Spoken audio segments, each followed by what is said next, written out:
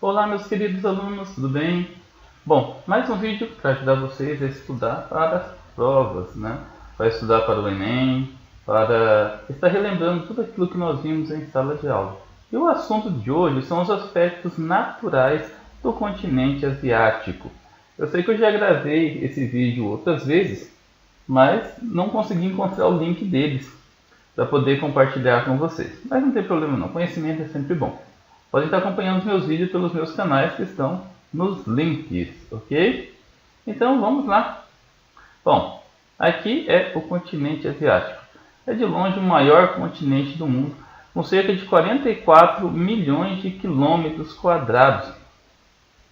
Ele é maior que a América, que a África, quase 4 vezes e meio maior do que a Europa, quase 5 vezes maior que a Oceania.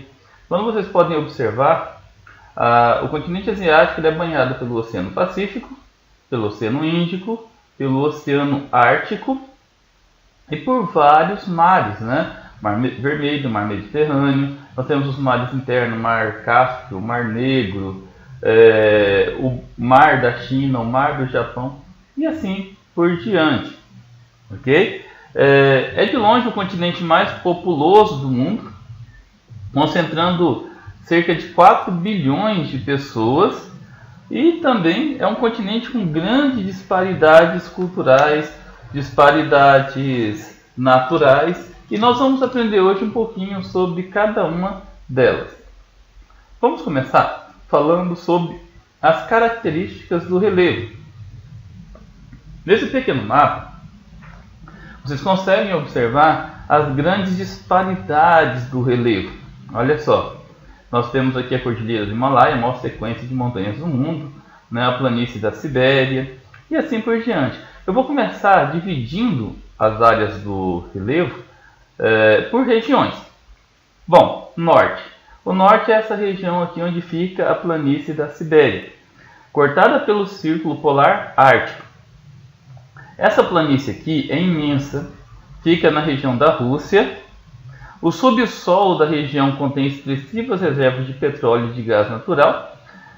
Isso dá a essa região uma importante característica econômica, porque nessa região aqui, ao norte do continente, os solos são extremamente ricos. Isso aí é muito interessante para a Rússia e consegue explorar todo o seu território e tirar grandes riquezas do seu território. Essa região também é banhada pelos rios Yenisei, Ob e Lena. No sul do continente, olha só, aqui, essa região aqui, ao sul, tá? Composto pelas grandes candeias montanhosas do Himalaia, entremeadas por vales profundos. A cordilheira tem cerca de 40 montanhas com altitude superior a 7.000 metros, o que caracteriza como o local mais elevado da Terra. A maior parte dessas montanhas está no Nepal, China, Tajiquistão, Paquistão e Índia. Destaca-se o Pico Everest entre o Nepal e a China, que é o ponto mais elevado do globo, com 8.848 metros.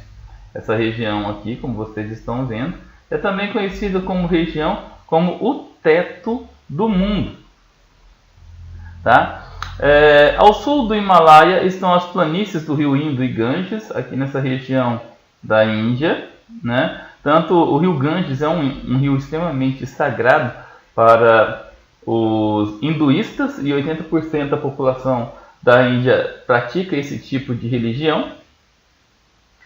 O relevo tem formação sedimentar recente, com solos férteis que favorecem a agricultura nessa região. Tá? Entre as planícies localizam-se o Planalto do Deccan, de formação antiga e cristalina, onde são explorados muitos recursos minerais, como o ferro e o manganês. Falar rapidamente sobre a região sudeste-leste, essa região aqui, ó, todo esse entorno aqui, o extremo oriente, tá? E essa região aqui que é o sudeste, o sul tendendo para o leste. A parte do continente do sudeste é constituída de montanhas que se formaram junto com o Himalaia, entremeadas por vales fluviais, com destaque para o vale do rio Mekong. A parte das ilhas, né, a parte insular, apresenta elevações de origem vulcânica que se incluem o Círculo de Fogo do Pacífico. Essa região é muito comum terremotos. É muito comum você ouvir falar em terremotos aqui, ó, no Japão, na Indonésia, nas Filipinas, porque essa região pertence ao Círculo de Fogo do Pacífico. Essa região tem muitas placas tectônicas, né, e muitos vulcões ativos. Na região da China, né, nós temos grandes rios como o Huanghe-ho, o amarelo, né, e o rio Yangtze-Kiang. Bom, vamos falar agora da região oeste-sudoeste. Olha só, vamos ver aqui. Pega aqui essa região, nós temos aqui o norte, sul, leste, oeste. Então tá aqui oeste, tá vendo? Essa região aqui, ó, oeste, mas tendendo para o sudoeste, tá? Vizinho aqui dessa região da Índia. Essa região aqui é conhecida como Oriente Médio. Nessa região nós encontramos um relevo constituído por baixos planaltos de origem sedimentar antiga. Eles formavam o fundo de antigos mares, onde depositaram grandes camadas de matéria orgânica que foram decompostas ao longo dos anos. Bom, nessa região também tem as maiores reservas de petróleo do mundo e as maiores reservas de petróleo de boa qualidade. As altitudes raramente superam 3.000 metros, embora alguns pontos elevados, onde ocorrem as camadas neve eterna, né, ou seja, tem bastante região elevada, né? Aliás, o topo das montanhas, via de regra, é chamado de local de neve eterna. Okay? Há também uma grande depressão absoluta, né? Nessa região é onde fica o Mar Morto, que fica a 420 metros abaixo do nível do mar. Tem também a depressão Caspiana, que fica essa região aqui, ó, olha a setinha, do Mar Cáspio, fica entre a Europa e a Ásia. Essa região é uma grande depressão, cerca de 28 metros abaixo do nível do mar. E essa região também é formada pelos Montes Urais. Olha só, tá vendo aqui? Toda essa região aqui é a divisa entre a Ásia e a Europa. Então você pega desde os Montes Urais, olha só, os Montes Urais, né, o Mar Cáspio, o Mar Negro. Nessa região aqui nós temos a cadeia montanhosa do Cáucaso. Nessa região aqui onde fica a Turquia, nós temos dois pequenos estreitos do Mar Negro, que é o estreito de Dardanelo e Bósforo. Ok? Vamos rapidamente, né, dar uma olhada em algumas imagens. Aqui nós temos a planície da Sibéria, totalmente congelada quase o ano todo, com invernos muito rigorosos, né? A Cordilheira do Himalaia, local de neve eterna, destaque para o Monte Everest, para o Pico K2. O deserto de Gobi, que fica entre a Mongólia e a China. Mar Morto, a maior depressão do mundo, 420 metros abaixo do nível médio dos mares. Bom, agora nós vamos falar sobre os aspectos climáticos da Ásia. Bom, vamos primeiro entender quais são os fatores que influenciam no clima. Dentre os principais fatores que influenciam no clima, nós podemos destacar a latitude, que é a posição geográfica, né? O continente ele se estende desde o sul do Equador até próximo de 75 graus norte, no extremo da Sibéria. Isso influencia diretamente no clima. Então, todos os climas do planeta. Bom, temos também a altitude. Ela varia cerca de 420 metros abaixo do nível do mar, é o Mar Morto, né? Até 8.448, que é o Monte Everest. Tem uma regra básica para você entender a altitude. Quanto mais elevado, mais frio. Isso independe de posição geográfica. E como nós temos regiões muito contrastantes no continente asiático, a altitude influencia muito no clima. A maritimidade e a continentalidade. Em razão da sua extensa área, a Ásia sofre forte influência da continentalidade, contribuindo para as grandes variações térmicas ao longo do ano. Por outro lado, nas áreas costeiras, constituído por ilhas e com litoral muito recortado, somente no Japão, no Sudeste Asiático, a influência do mar é muito grande, amenizando os extremos de temperatura e provocando chuvas constantes, principalmente no verão. As massas de ar. Várias massas de ar determinam as particularidades climáticas, mas dentre todas as massas de ar, eu vou citar apenas duas. A massa polar ártica, que atua muito no inverno, penetrando o continente pela planície da Sibéria, ao norte, e se deslocando para o sul, até ser barrada pela cordilheira do Himalaia. E a massa de ar que é formada pelas monções, que é muito comum no sul e no sudeste durante o verão. Aliás, o clima de monções caracteriza bem essa região da Ásia, né? E para finalizar, as correntes marítimas.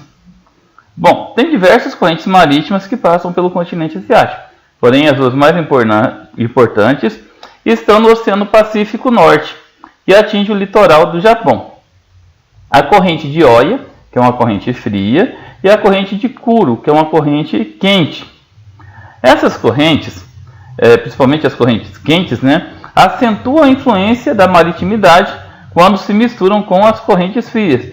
Isso tudo, pessoal, favorece um processo chamado de piscosidade, ou seja, favorecem a pesca. Isso ocorre também no sul da Índia com a presença da corrente do Índico Norte, ok? Eu tenho um pequeno mapa aqui que mostra o contexto do clima, mas principalmente das correntes marítimas, né? Próximo da linha do Equador, as correntes são muito quentes. E essas correntes, como vocês estão vendo aqui pela linha mais cor-de-rosa, né? As correntes quentes, elas acabam, circulando, tá vendo? Então, elas impedem, por exemplo, que essa região próxima do Ártico se congele. Essas correntes frias estão de laranjado aqui, ó. Então, acabam influenciando. As correntes quentes acabam influenciando também no regime da evapotranspiração e na formação das nuvens de chuvas. Bom, nessa figura, né, nós temos os principais tipos de clima da Ásia. Olha só, está vendo essa região aqui?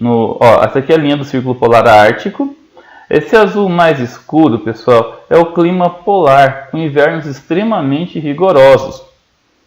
O clima subpolar é nessa região aqui, ó, do mais, não sei definir essa cor, né, uma variação entre um roxo claro e o lilás, não sei, né? Essa região aqui é o clima subpolar. Essa região tem muitas florestas de conífera. Então, se por acaso eu perguntar para vocês que clima que melhor caracteriza a Rússia, né? É uma variação entre o polar e o subpolar, mas eu gosto mais da resposta do clima polar, né? Por causa da grande extensão da Sibéria. Aqui no clima polar é muito comum a incidência da tundra, né? Nessa região mais verde, principalmente aqui, tá vendo? Norte do Japão, parte da China, parte da Rússia, nós temos o clima temperado, que tem as 4 estações do ano bem definidas. Nessa região aqui da Turquia, próximo do mar Mediterrâneo, nós temos o clima de vegetação mediterrâneo e o clima também é mediterrâneo, né? Também com 2 estações bem definidas. O inverno é bastante chuvoso, enquanto que o verão é muito seco. Nessa região aqui, pessoal, da Índia, nós temos um clima característico, que é o clima de monções. Aqui está sendo colocado o clima tropical, 2 estações, uma seca e uma chuvosa. Só que nessa região aqui, todo o sul e sudeste, mais ou menos, aqui dessa região, até a China, né? Essa região é muito influenciada pelos ventos de monções, que são muito característicos nessa região, né? Aqui no Oriente Médio, é muito comum o clima desértico e o semidesértico, o árido e o semiárido. Nessa região mais central, onde nós temos a cordilheira do Himalaia, é muito comum o frio de montanha. Como não é o clima característico dessa região. Nessa região aqui ao lado, onde fica na parte mais central, né, mais ao leste da cordilheira do Himalaia, nós temos o Planalto do Tibete, que é uma região bastante elevada, com mais de 4.000 metros. Nessa região, você tem aí uma variação, né, do frio de montanha, tendendo para o semiárido. Mas devido à altitude, que é o fator principal dessa região, o clima é bastante frio, bastante rigoroso o ano todo. Vamos falar rapidamente sobre os biomas. Esse mapa aqui representa bem uma variação entre os biomas e o relevo, né? A Europa ela tem, a Ásia tem todos os biomas conhecidos na Terra, desde florestas tropicais, essa região aqui, tá vendo a linha do Equador? Ela vem desde o sul da linha do Equador, Indonésia, Filipinas, essa região aqui, né? Florestas tropicais lindas, maravilhosas, florestas equatoriais, Nós temos grandes desertos, regiões de montanhas, tundra, taiga, vegetação mediterrânea, ou seja, todos os biomas conhecidos nós conseguimos encontrar na Ásia. Tá? Esse mapa mundi, ele ficou meio desfocado na hora de ampliar a imagem, né? Perdeu um pouco a qualidade, mas nós conseguimos, olha só, observar bem, essa região aqui é de floresta tropical, nós temos essa região aqui de floresta temperada e de coníferas, não é verdade? Tundra, grandes extensões de tundra, grandes regiões de deserto, com destaque para o deserto de Gobi, a região do Oriente Médio, grandes regiões de deserto, próximo ao Mar Cáspio, muitas estepes. Na região mais central, próximo aos desertos, nós temos grandes regiões de pradarias. Vamos falar agora sobre a hidrografia. Bom, a Ásia também tem muitos rios, só que a qualidade dos rios, elas não são tão visíveis como são os rios do continente americano, mas a sua importância é igualmente grande. Eu vou destacar aqui os rios Indo e o rio Ganges, sendo que esse segundo, o rio Ganges, é um rio extremamente importante porque é considerado sagrado para os hinduístas, né? O rio Brahmaputra, que são os 3 rios mais importantes de toda a região da Índia, e o rio Indo também pega boa parte do Paquistão. O rio Amudarya, o rio Tigre e o rio Eufrates são 2 rios que faziam parte daquela região do Crescente Fértil, né, antiga Mesopotâmia. Eles nascem ali na região da Turquia e compõem parte da região onde hoje é o estado do Iraque, né, passando pela Síria. O rio Yenisei, o rio Obi, o rio Lena, o rio Baikal, o rio Amur, o rio Huanghe-ho, que também é conhecido como Rio Amarelo, o rio Yangtze-Kiang, que é considerado um dos maiores rios do mundo, não é verdade? E o rio Mekong. Aliás, os rios no continente asiático, eles são extremamente importantes para a economia, inclusive estimulando até conflitos nessa região do Oriente Médio. É o caso do Rio Jordão, não está sendo mostrado aqui, mas é um rio extremamente importante para a região do Oriente Médio.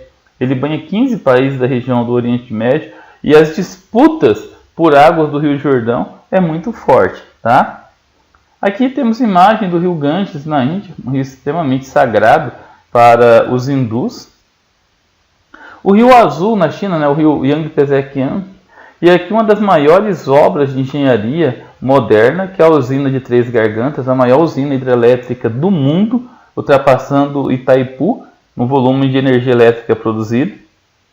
E aqui uma pequena imagem, né? Eu não consegui imagens um pouco mais naturais, mas esse esquema mostra bem os rios Tigre e o rio Eufrates. Esses 2 rios ficam naquela região que era conhecido como Crescente Fértil, atualmente o Iraque. Ok, é isso aí. Espero que vocês tenham gostado. Falei de todos os aspectos naturais do continente asiático: relevo, clima, geologia, como estava falando do relevo, né, do encontro das placas tectônicas, formações vulcânicas. Falei dos biomas, falei da hidrografia e estrutura climática.